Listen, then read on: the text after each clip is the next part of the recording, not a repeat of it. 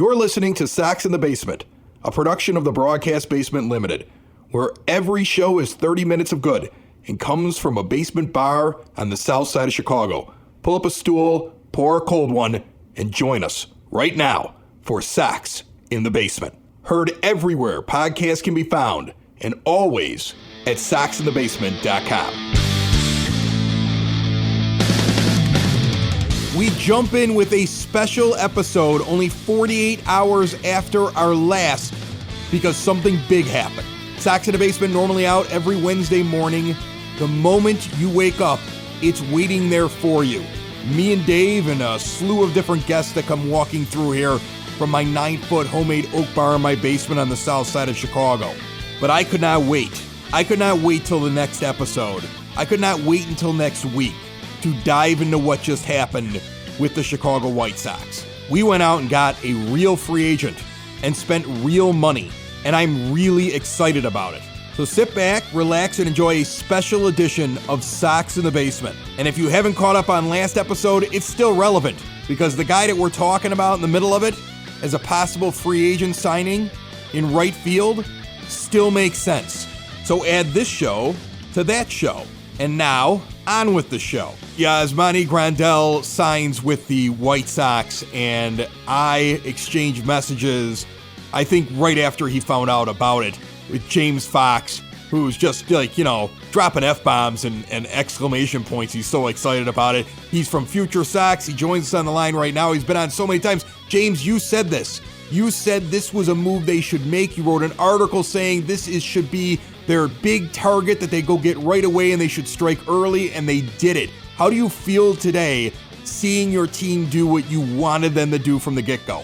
Well, I mean, I'm ecstatic today, but I'm also like a little bit stunned just because it was like the right thing to do doesn't mean that, it was going to get done. So, I mean, I think they were kind of in the shadows on this, but now, I mean, there was, like, if you paid attention, you could tell that they were interested. I just didn't know, obviously that they'd outbid like 7-8 teams for him.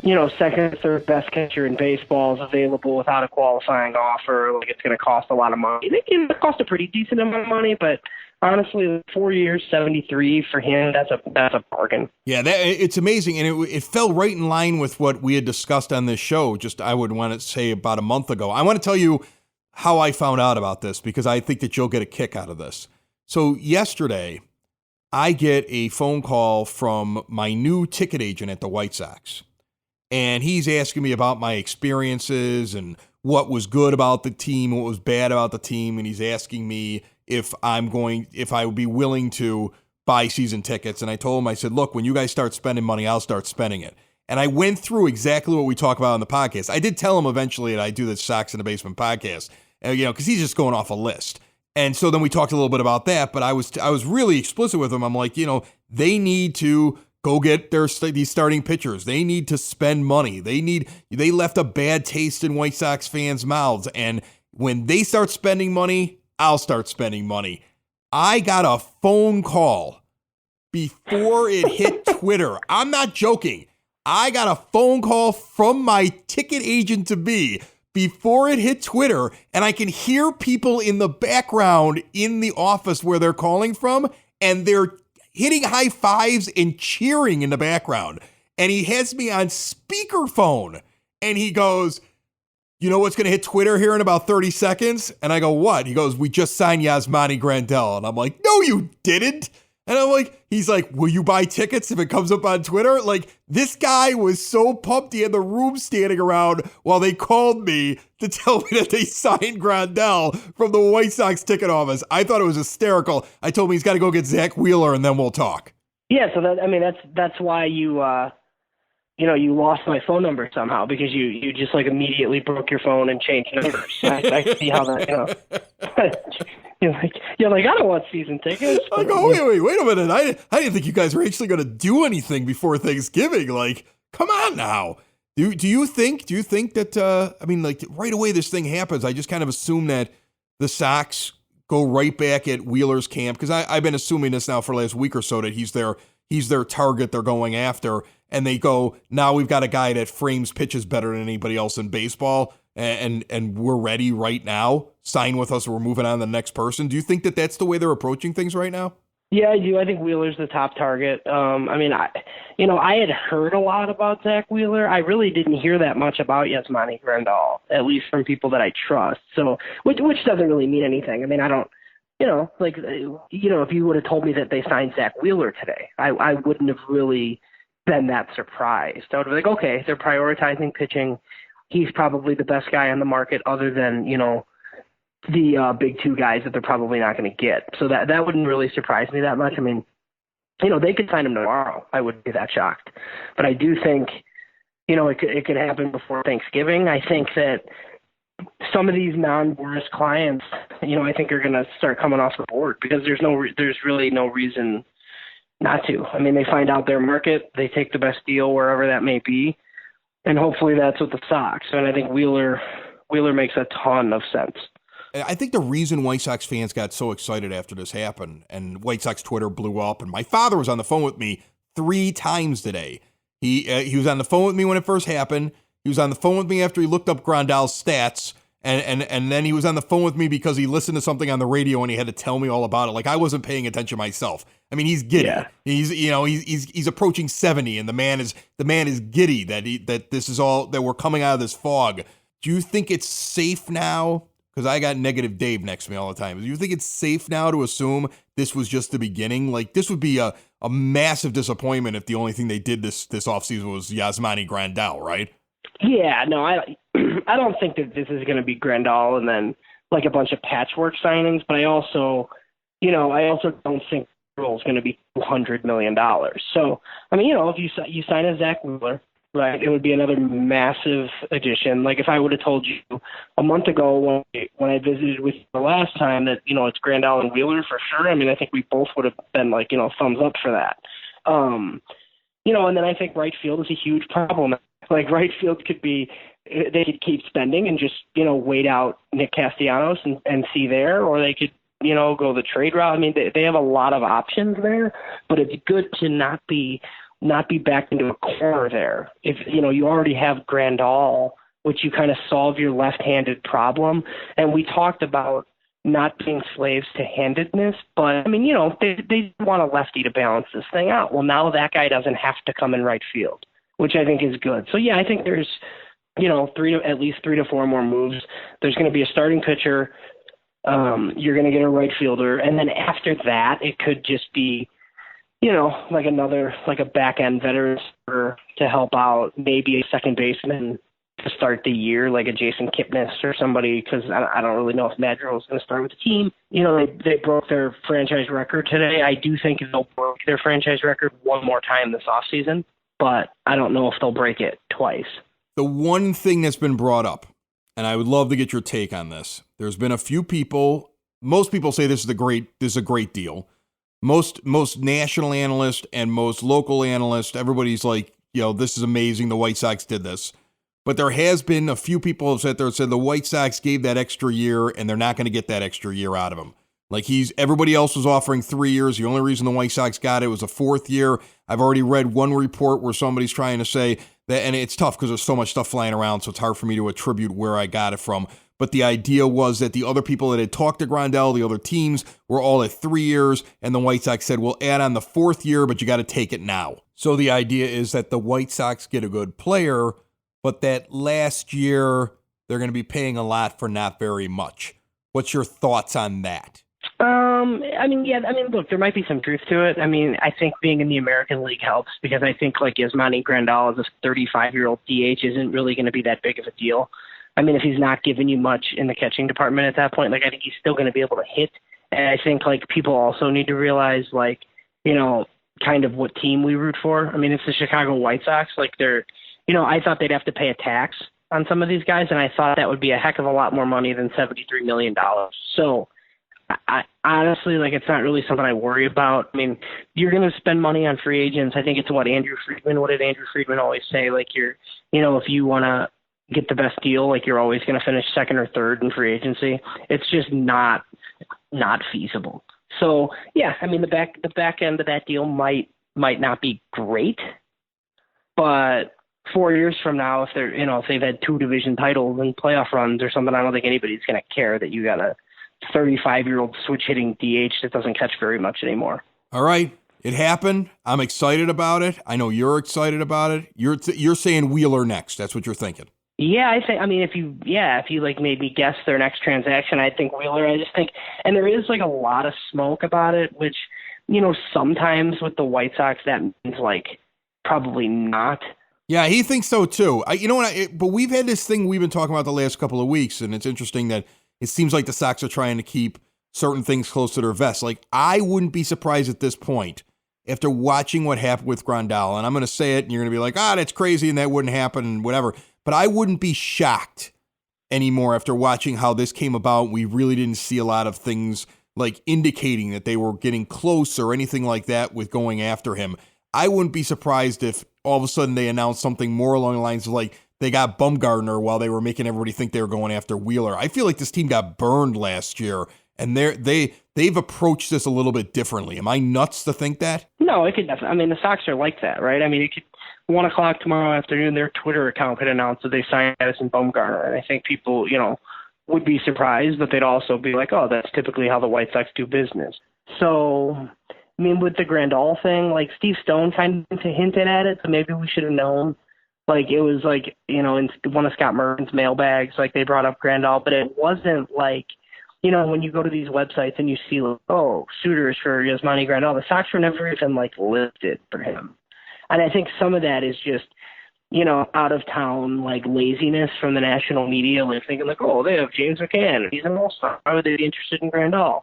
I kind of liked the fact that they weren't really linked to him because I had known, I knew a little about the history. Like, they wanted to draft him the year that they ended up taking Sale, and, like, Grandal was gone. They offered him a multi-year deal last offseason that he didn't take because I think it was significantly less money than this one. So, I mean, they were always interested. Yeah, no, I'm excited about it. James, you're doing great stuff over at Future Sox. I appreciate you jumping on here and talking with me. I hope that we have the offseason this year with us talking to you about these kind of acquisitions that we wanted to have last year. And the fact that I have not had turkey yet, and we're already having like a major story.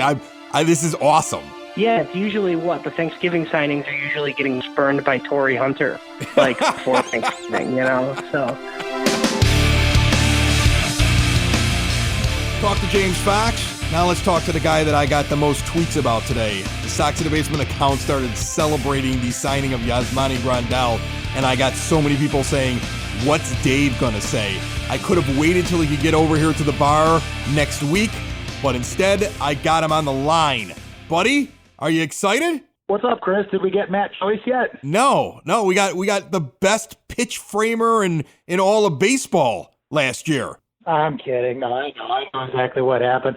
It's really funny. I sent you a text the other day, and I said, Chris, you know what's funny? White Sox always seem to break news the day after our podcast is released. I think they're like trolling us. What do you think? It's possible because it's funny how the news the news comes out before the corporate podcast, but after ours. And it's been it's almost like, but that's a good thing. That means we are the trigger for exciting things to happen. I mean, they had Grandal. It sounds like they actually knew that he was signing the day before, but they released it the next day. And I don't care. I want to be the podcast that's putting pressure on the organization to do things like this. I'm super pumped. I'm super pumped about this move. I think it's really telling that they opted to fill the position of catcher first. But then I kind of thought about it, and I was like, well, that makes sense because you don't know what you're going to get with Zach Collins if you're going to get anything with Zach Collins. You also don't know what you're going to get with James McCann. Are you getting first half of the year James McCann, or are you getting last half of the year James McCann? Because there's a big difference between the two. Now you don't have to worry about that. They did something very un-White Sox today. I mean, I have no problem eating crow. Because I didn't think they were going to get anybody. I thought that basically what you're going to get was a repeat of last year where they're making token offers to people and they're bargain shopping, and at least they can tell their fan base, hey, we tried. No, they didn't try. They actually went ahead and spent the money and set the market and got the best player at the position that they needed. I really hope that this isn't it. I really hope that there's going to be an announcement of, a Zach Wheeler or a Madison Bumgarner to follow, because they did a great thing today. There's still a lot more work to do, though, and I think you would probably agree with me about that. Yeah, there is a lot more to do, but the best part about it is that they've done something. We talked about it last off season, where we were trying to say, watch what they're doing, watch what they're saying, and that's how you'll know what they're actually trying to do. We called the Machado thing very early on and thought Machado over Harper because of the things that they were doing. We thought they would succeed, and they fell short. And so now you see a thing where a lot of reports are now saying that all the other teams were offering 3 years, and the White Sox said, we'll add a fourth. And they did that, and they said, but if we add the fourth, you got to sign now. They went that little extra bit they needed to do to make the deal, because their intention is to make more deals. If your intention was only to make one deal, you're not giving ultimatums before Thanksgiving. You need to make this deal so you can make the next deal. And that's what this is right here. So this deal does nothing but explain to White Sox fans the rebuild is complete. It is now time to add free agents and go. 2020 is a completely different year than the last several years. I mean, in reality, think of it this way. Let's all just forget that the last decade even occurred. We're starting off the roaring 20s, which is amazing to me. I'm going to put my flapper outfit on. We're starting off the roaring 20s with a White Sox team that intends to compete now for this decade. And this was the signal that they may have this. They have to still do stuff. I don't know if they will. I don't know if they're going to make mistakes. I don't know if they're going to get the guys they want. I mean, there's no guarantees this works out, but the intention is to do something. And you have to think, if they're willing to give the extra year to Grandal to get the deal done now, they're going to go to Zach Wheeler and say, fine, we'll give you the extra year or whatever. Or they're going to go to Mad Bum and they're going to say, this is the deal. Which one of you is taking it first? But they have an intention to do a lot more than just one guy. Today was a move that had to happen. They had to send that message loud and clear to White Sox fans like myself who were absolutely completely not convinced that they were going to do anything. They had to send that message, and they had to send it early and loud and clear. They have to send that message to the rest of MLB also that, hey, we're here. We've arrived. We are going to be a desirable location for MLB free agents. They've got to send that message out now, because you're right. They have to be able to sign more people. And this move helps convince other major league free agents that are still out there that you'd love to see in a White Sox uniform that, hey, give us a chance. We're going to do what we need to do to be a winner, and go the extra mile, be it either in years or dollar amounts or both, to get you here, Mr. Desirable Free Agent person, and build a winner here. Dave, I'm looking forward to seeing you here in a couple of days, and we'll get back to the regular show, and we'll have a lot more to talk about. For sure, man. That skepticism that's still there inside of Dave, and you can hear it, there's still skepticism, is justified. Steve Paradzinski, writer that's been on this show several times, wrote an article, and it's the first, I believe, of many that will be exclusive to the Sox in the Basement website at soxinthebasement.com. You can go there now. Find the menu bar if you're on your mobile phone. It's in the top left corner. If you're on a PC, you're right on your laptop or whatever, you got the actual full page. You'll see it in one of the columns, one of the links. Under analysis, Steve Paradzinski is now writing for Sox in the Basement. He already has his first article up with reaction and an understanding of the skepticism that still may be there after getting Yasmani Grandal. Although I'm drinking the Kool-Aid. I'm bathing in it right now, actually. So if you need a splash of cold water on your face, check that out as well when you get a chance. Sox in the Basement returns on its normal day, Wednesday, unless, of course, Zach Wheeler signs this weekend. Then we're going to do like a record number of shows. This is fun. Think of all the other Major League Baseball teams that have had like nothing big happen for them. Like, we're having fun. You know what? And we deserve it. My wife, she calls me up and she goes, how's your day going? And I go, the White Sox signed Yasmani Grandal. And she don't know what the hell I'm talking about. She's like, that's nice. Good for you. And I'm like, yeah, it really wasn't me. I mean, the team signed him and, it's been just a long rebuild. And I'm like, wait, hold on a second. Yeah, good for me. Good for all of us. We suffered.